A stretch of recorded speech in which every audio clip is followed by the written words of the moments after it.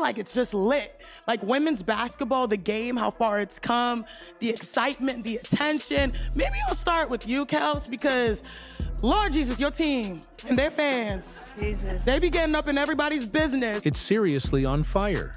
Women's basketball, the sport, how far it's evolved, the thrill, the spotlight. Maybe I'll begin with you, Kel, because wow, your squad and their people, Jesus, they really jump into everyone's matters. Shanae she's a whole lot to take in. I mean, a little bit goes a long way. She's just really loud and really kind of obnoxious for lack of a better word. And I don't mean obnoxious like just people who are obnoxious and they're just insulting people all over the place and that kind of thing. Shanette, man, she's a lot to handle.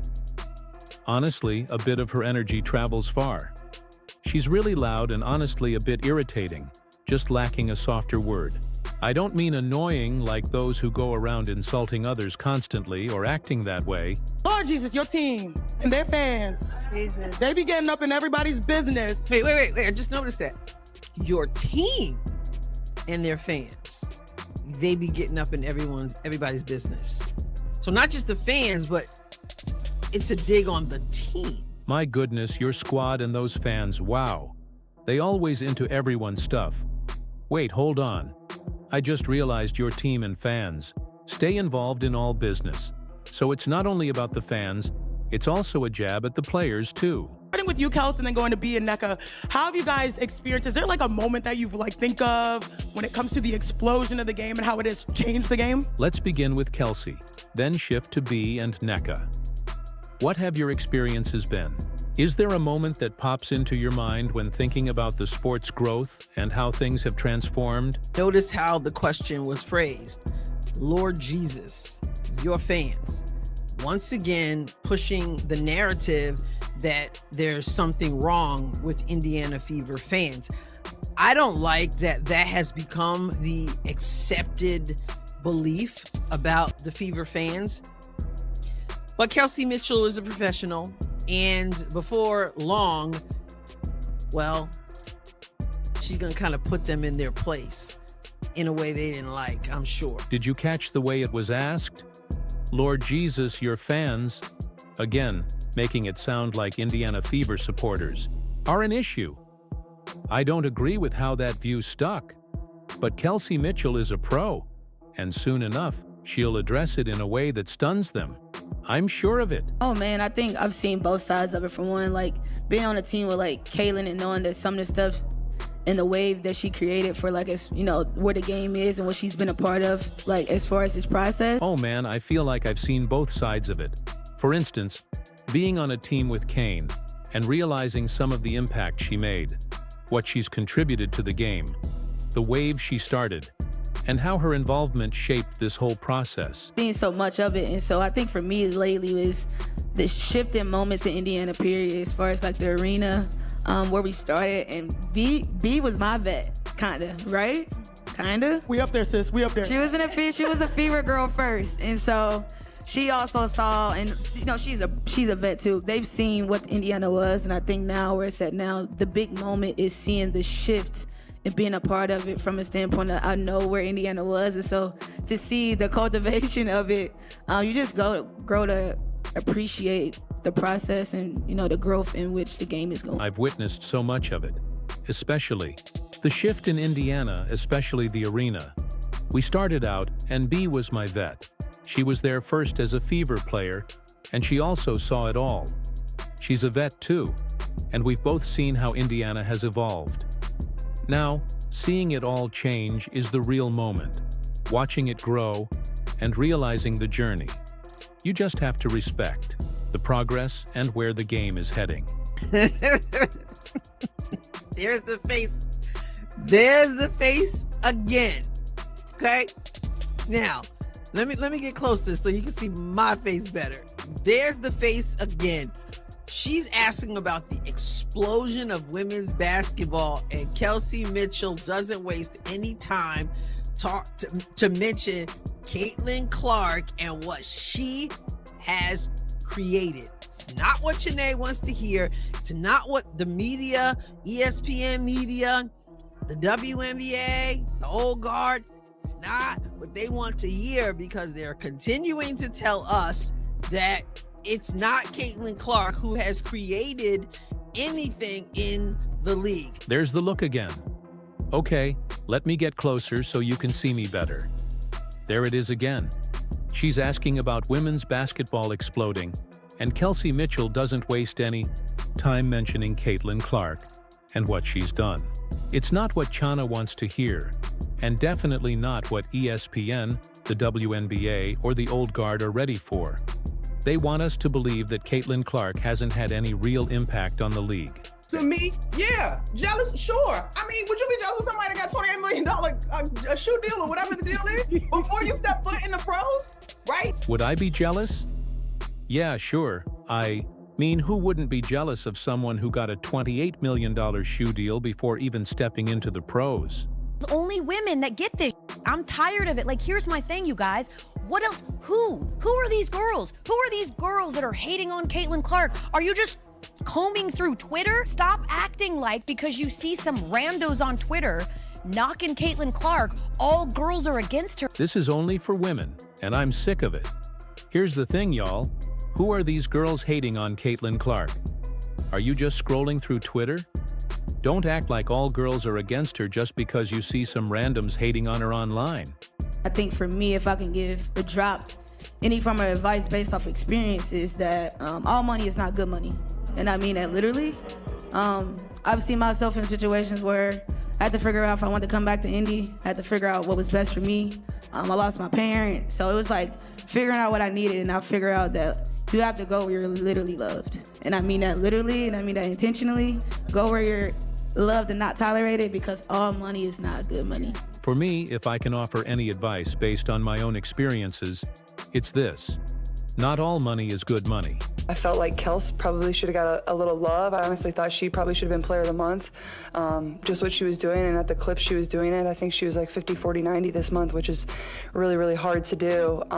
So I feel very fortunate to play with her, and honestly, I'm not even trying to be corny. Like, I really think she deserved it. So I think sharing that with her, and I feel lucky to have, a kind of a backcourt mate that has been, through this for 7 years and has really helped me and kind of let me flourish. I honestly think Kel should have received a bit more recognition.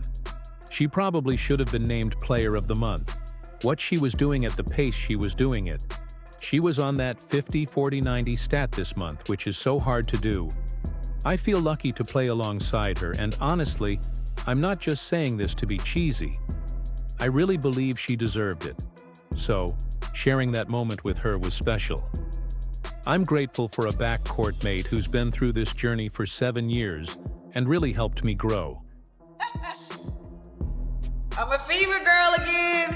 I'm a fever girl. I'm excited. Kind of missed this court. Yeah, I'm a fever girl again. A lot of went into this decision based on what I needed for myself and for, obviously, for my family, my friends. And Indy is a second home, so I thought I'd give this thing a go. Think about that. The biggest player in the sport shifting the focus directly to her teammate. That's true chemistry, mutual respect. And it's exactly why Kelsey had to respond when someone tried to undermine their success in Indiana. This isn't just about teammates supporting each other. It's about rewriting the narrative, pushing back against the constant efforts to diminish the Fever's achievements, to downplay Caitlin Clark's rise, and silence the fans who are showing up and making noise like never before. I'm a Fever girl again. I'm excited. Miss this court? Yeah, I'm a Fever girl again. It took a lot of thought considering what's best for me, my family, my friends. India is my second home, so I thought I'd give this a shot. First of all, thanks for being here. Thanks for showing Kelsey how important she is to the Indiana Fever. I appreciate it. Yeah, so everything about Kelsey Mitchell is core, right? Core values, her core basketball, everything about her is what we're about. And so there was no way she was... First off, thanks for being here and showing Kelsey how valuable she is. The Indiana Fever truly appreciates you. Applause. Yeah, everything about Kelsey Mitchell represents our core values. Core basketball. Everything she stands for is exactly what we are about. There was no way she wasn't going. Just figure out where this program's going, what we're trying to accomplish. And based on, the way in which I like to see myself playing. I could do that with people like Caitlin, people like AB, people like Liz. The list goes on with Lexi Hall, Grace Berger. So I'm excited about the group we have. And I get to play alongside some really great people. So here's to being a Fever girl. Let's figure out where this program is headed and what we're aiming to achieve. Based on how I see myself playing, I could definitely do that with teammates like Caitlin, AB, Liz, and so many others like Lexi Hall and Grace Berger. I'm really excited about the group we have. I'm lucky to be playing alongside such amazing people. So here's to the Rena Fever girl. I'm excited about our future, but I would never change my past. I know what I have to do to get to this point, and I wouldn't change it for the world. Tosses ahead, Wheeler extra feed. Oh, that was pretty. Plus the foul. I'm very grateful to be one of the ones that, put the bricks down. Mitchell finished top 10 in the league in scoring in 2020, 2021, again in 2022, for a fourth straight time in 2023, and you guessed it, top 10 in scoring in the 2024 season 2. I'm really excited about our future, but I wouldn't change my past. I know the sacrifices I made to get here, and I wouldn't trade that for anything. Ahead, Wheeler with the extra feed. Oh, that was a pretty rough foul. I'm very thankful to be one of the people who laid the groundwork. Mitchell finished top 10 in scoring for the league in 2020, 2021, again in 2022, for the fourth consecutive time in 2023, and of course, top 10 again in scoring for the 2024 season. Those big performances have become a staple of hers. Mitchell owns the top 3 highest scoring performances in Fever history. Mitchell ranks second all-time in franchise history in career points, field goals made, three-pointers made, and free throws. She's played in the 3rd most games in franchise history and is 4th all-time in career assists. Those big moments have become a trademark for her. Mitchell holds the top 3 highest scoring performances in Fever history. She ranks second in franchise history for career points, field goals made, three-pointers made, and free throws. She has played the 3rd most games in franchise history and is 4th all-time in career assists. The fans, I think you guys are a big part of my decision, a part of Indiana being home for me. The fans have also grown to be, family for me. So knowing what the atmosphere feels like, some of the love that was poured into me down the stretch of last year, I feel great about it. So I'm grateful. I'm definitely grateful. To the fans, I think you all played a huge role in my decision. Indiana has truly become home for me.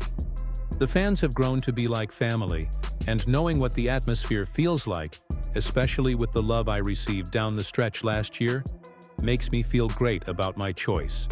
So, I'm grateful.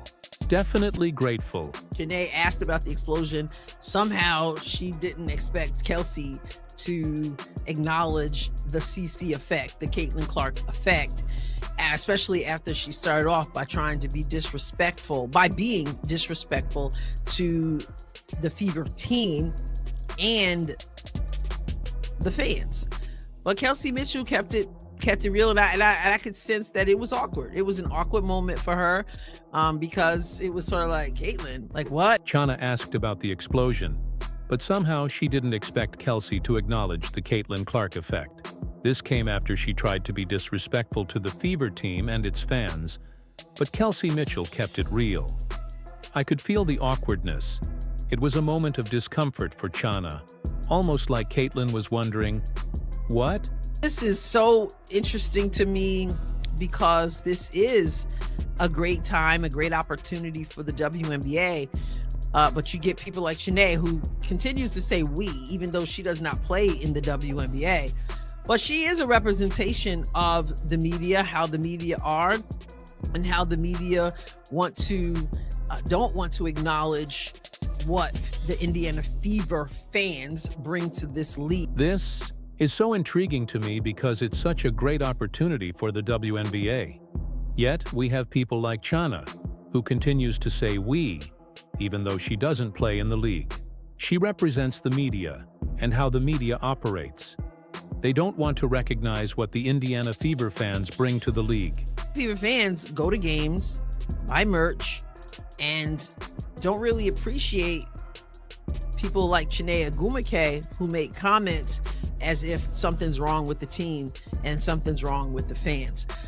Hopefully, at some point, the media and the WNBA will get it together and understand that they better embrace exactly what Kelsey Mitchell just said. I find it funny.